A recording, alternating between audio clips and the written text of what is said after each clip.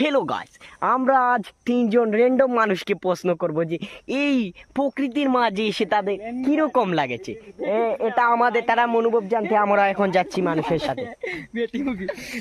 দেখো তো এই শাপলা বিলে এসে প্রকৃতির মাঝে এসে আপনার মতামতটা কি এখন জানা নেই। আমার এখানে এসে কোনো ভালো লাগছে না, এখানে ফুলগুলো ফুটেনি।